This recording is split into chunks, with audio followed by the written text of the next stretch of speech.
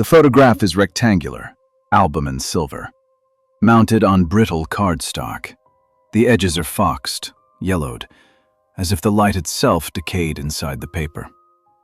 It was taken in 1889, a private sitting room, north-facing window, heavy drapes drawn halfway. A man sits in a straight-backed chair. Edgar Linwood. His posture is correct, hands folded, eyes open, expression neutral. Nothing about the man appears unusual, not at first. Behind him, on the plastered wall, his shadow is visible. It is sharply defined, crisp at the edges, cast by the afternoon light. But the shadow is wrong. It does not match his posture. The head is tilted, the right shoulder is raised, the hands are not folded. They appear to be moving. This alone might be dismissed, a trick of light, a photographic artifact, a defect in the emulsion, except for one detail. According to the registry, Edgar Linwood had been dead for 36 hours when the photograph was taken. This is not folklore, it is not rumor. It is meticulously documented, and what follows is deeply unsettling. The year 1889 was not a gentle year. London still smelled of coal smoke, of damp wool, of carbolic acid. Disinfectant clung to hospitals, to workhouses, to the idea of progress itself. Death was familiar. Infant mortality remained high.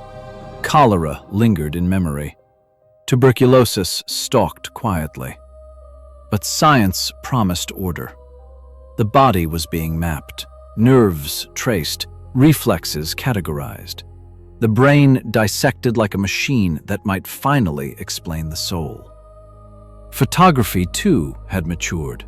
No longer a novelty, it was evidence, used in medicine, in criminology, in asylums. A photograph did not lie. That belief mattered. Because Edgar Linwood was a man of records, and records would fail him. Before the anomaly, Edgar Linwood was unremarkable. Born 1847, clerk by profession, bachelor, resided alone on Ashcombe Row, no criminal history, no known illness, moderate habits. He attended lectures, read medical journals, kept meticulous personal notebooks. He was described by neighbors as polite, quiet, almost forgettable. Except for one peculiarity. Linwood was obsessed with shadows. Not metaphorically, physically. He sketched them, measured them, noted their behavior at different hours. He wrote about what he called lag, a delay between the body and its projection. At the time, this was dismissed as eccentricity. It would not remain so. The first anomaly was witnessed by Dr. Alistair Fenton, a general physician, reputable, skeptical, called to Linwood's residence on the evening of May 12th. Linwood had collapsed, no pulse, no respiration, pronounced dead at 7:24. Yet, as the doctor recorded, the shadow on the wall continued to shift. Minutes passed. The body remained still. The shadow did not. Dr. Fenton repositioned the lamp, blocked the light, moved the corpse. The shadow lagged behind. This was inexplicable. What followed was escalation.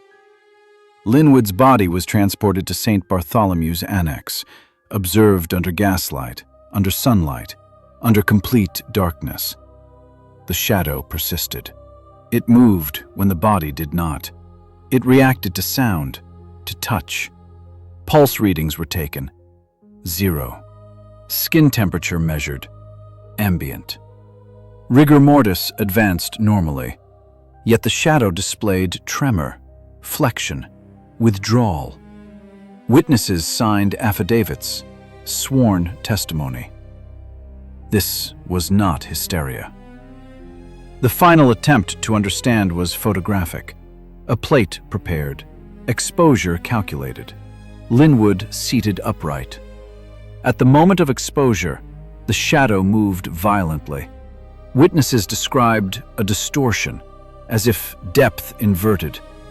The plate cracked, the camera overturned. One assistant fainted. The photograph survived.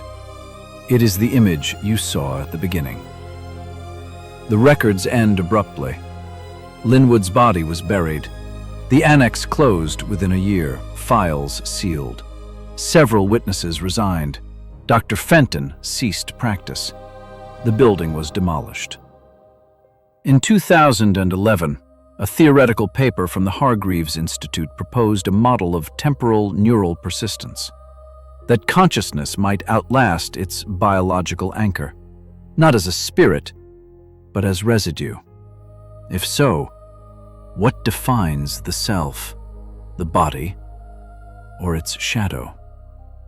If this story unsettled you, subscribe, because some records are still waiting to be read.